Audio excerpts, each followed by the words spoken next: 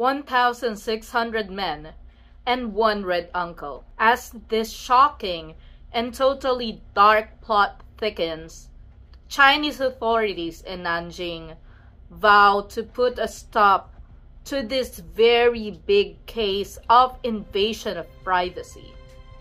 This is a horrifying case which has not shocked only the nation, but the rest of the world.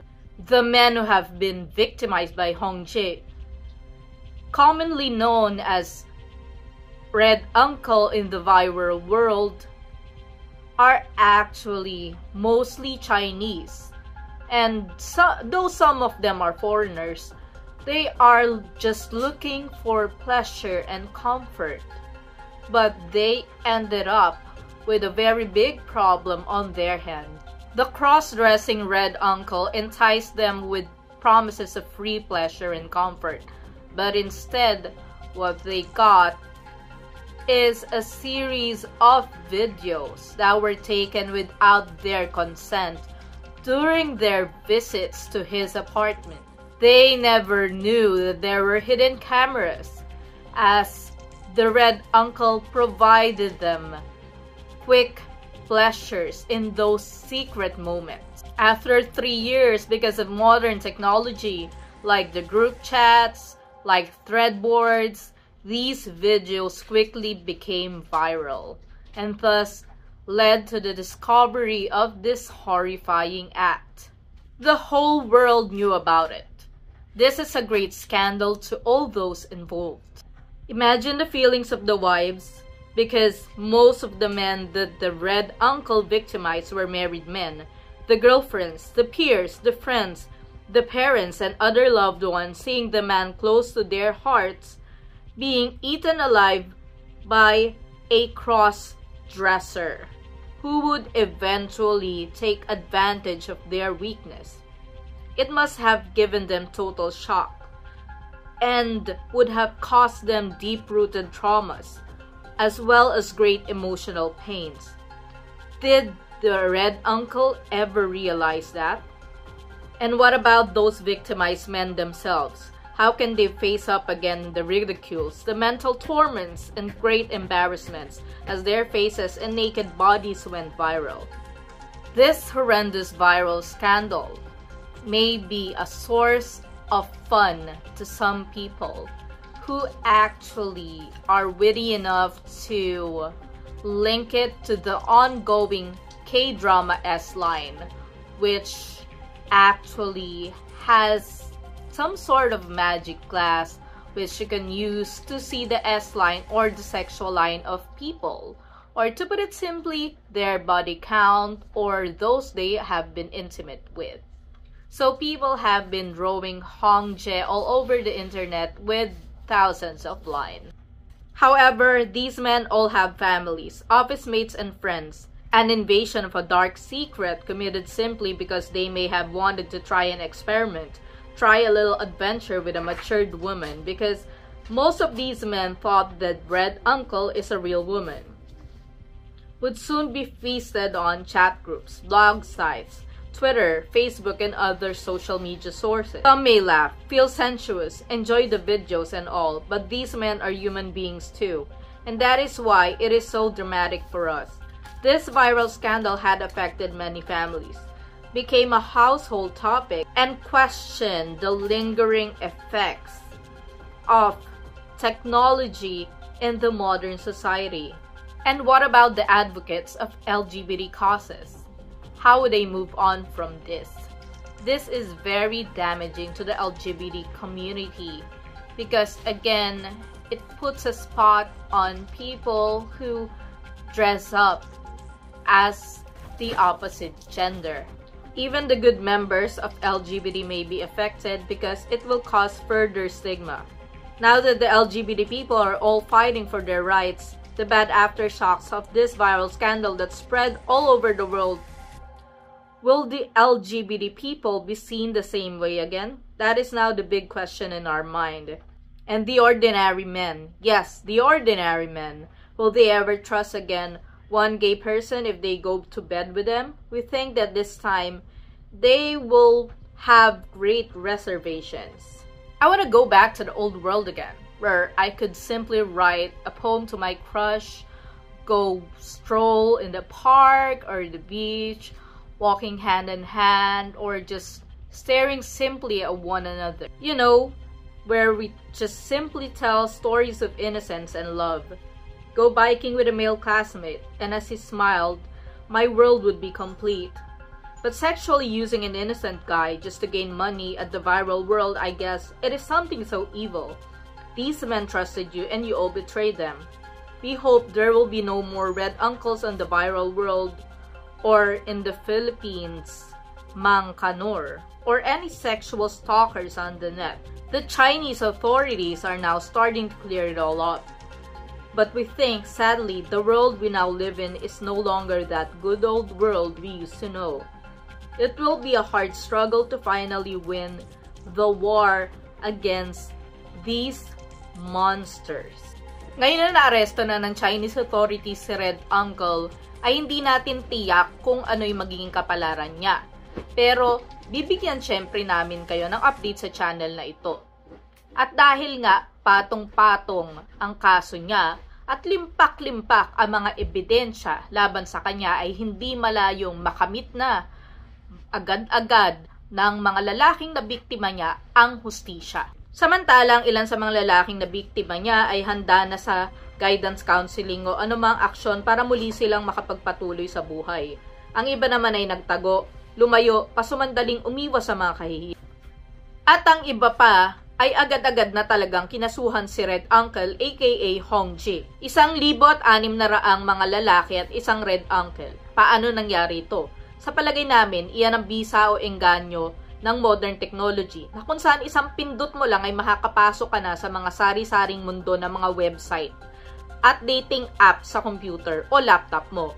Aakitin ka at iimbitahin. Hindi mo na malayan, may dala-dala ka ng mga itlog, prutas at tinapay na ibibigay mo kay Red Uncle. Na patitikimin ka ng romansa at sexual na ginawaan. Mura at wala mang bayad ang sexual na kaligayahan na yun. Hindi mo naman alam na may nakatagong camera pala. Doon sila na isahan ni Red Uncle. Si Red Uncle ay nagigising ng alas 5 ng umaga. Maghahanda siya ng wig na susuotin niya. Ihahanda niya ang makeup niya na puting-puti at pula ang kanyang labi. At pagkatapos ay mamimili na siya ng damit na susuotin niya para sa araw na iyon. I-check niya at ayusin ang mga nakatagong camera sa loob ng apartment niya. Kung tama ba ang mga anggulo o hindi. At ayun, bubuksan na niya ang appointment notebook niya at titingnan ko ilan ng mga lalaking handang makipagkita sa kanya sa araw na yun. Mag-a-upload na siya ng mga video at yung mga may gusto makapanood, may fee siya na sisingilin. Ganyan halos araw-araw ang schedule ni Red Uncle. Kapag gabi na, doon nagdaratingan ng mga lalaking walang malay na mga artista pala sa mga soft porn videos niya sa loob ng 3 taon. Marahil gusto lang din i-share ni Red Uncle sa lahat ng kagandahan niya, kung meron man. Pero ang hindi alam ni Red Uncle, ang videos na binenta niya sa private purchasers ay unti-unting kumalat kagaya nga ng ibang videos na mahalay na binebenta sa internet hanggang humantong na sa sukdulan na naging dahilan para mahuli ang kanyang karumal-dumal na gawain. Ang ilan sa comments sa internet ay nagsabi na ang kani-kanilang mga kasintahan o mga lalaking gusto nila ay date ay wala nang tiwala sa kanila tuwing magyayaya sila sa motel. Dahil nga raw natatakot ang mga ito na baka merong hidden camera at baka mangyari sa kanila ang nangyari sa mga biktima ni Red Uncle. Malaki ang epekto nito kung tutuusin. Talaga mag-iiba na naman ang mindset ng mga diretsong babae at lalaki sa mga miyembro ng LGBT community. Dapat maagapan ito ng mga leaders sa LGBT groups at mag-release sila ng statement. Dahil minorya lamang ang mga tulad ni Red Uncle na hindi mo nga naman sigurado kung cross-dresser talaga na straight guy na ginamit lang ang pagkakataong ito para magkapera. Dahil ba sa desperasyon? Dahil ba meron siyang naging malagim na karasan noong kabataan niya? Kahit paman, hindi ito dahilan para matakit siya at manira ng buhay ng mga tao. Sa mas nakakaaliw na panig, marami na ngayon ang gumagaya sa itsura ni Red Uncle sa TikTok, viral reels at iba pa. Kumakailan lang ay ang isang performance sa Rapture ng Red Uncle impersonation ay maraming natuwang netizens at umabot ng daan-daang libong views. Pinaglalaroan talaga nila si Red Uncle. At pamosong-pamoso ngayon ang wig nito. May isang manufacturer pa yata ang kokopya sa wig ni Red Uncle at ipagbibili sa mga gusto namang mag-ala Red Uncle. Ang isang nakakalungkot na pangyayari sa mga lalaki na biktima ay magiging komedya rin pala sa kalaunan sa viral world. Ano pa nga ba magagawa natin kundi makisakay na lang? Ang isa pang worth noting ay sa konserbatibong bansa nangyari kagaya ng China ang skandal na to. Hindi sa mga modernong bansa kagaya ng Europa or USA. Sana ay hindi ito mangyari sa Pilipinas at sana ay walang maisipang gayahin ito at daigin ito para lang mapunta sa Guinness Book of Records. Ang isang Red Uncle video sa TikTok ay yung meron siyang mukhang Indian na bagets na biktima. At ang taong ito ay mukhang hindi makahinga dahil para bang nababahuan siya sa hininga ni Red Uncle. So talagang iniiwas niya ang mukha niya. At ang isa pa ay yung binatilyo na tinignan talaga ang ilalim ng palda ni Red Uncle at tila ba tinitingnan kung ito ay may talong at itlog. Patok na patok ito sa mga iba't ibang reel. Kaya maisip mo tuloy, paano kaya nasikmura ng mahigit 1,600 na mga kalalakihan na makipag-anuhan kay Red Uncle? Yan ang isang malaking katanungan para sa amin. Salin-salin na ang pagkalat ng mga balita sa kahusayan siguro ni Red Uncle na makipag-jugjugan. Marami siguro mga kalalakihan ang na-curious. Isa pa, kung magbabayad ka pa ng serbisyo sa isang prostitute, malalagasan ka ng pera. Samantalang alok kadalasan ni Red Uncle ay bigyan lamang siya ng mga prutas o kaya ng mga tinapay at itlog at yun na, makakatingin ka na ng sarap.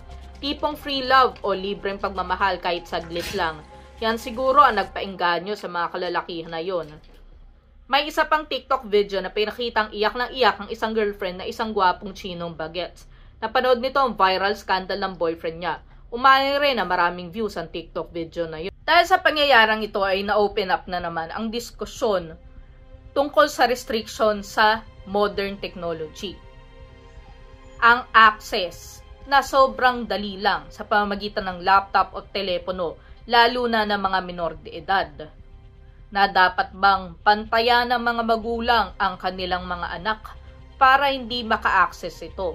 Kung hindi man syempre sila mabiktima ng isang Red Uncle, ay dapat mapigilan silang manood ng ganitong pornografiya na syempre wala namang magandang maidudulot sa kanila. Buong mundo ang nagpista sa mga video ni Red Uncle ng mga otoridad sa Nanjing, China. Mas lalo na ngayon maghihigpit ang bansang China sa mga batas nila sa viral world.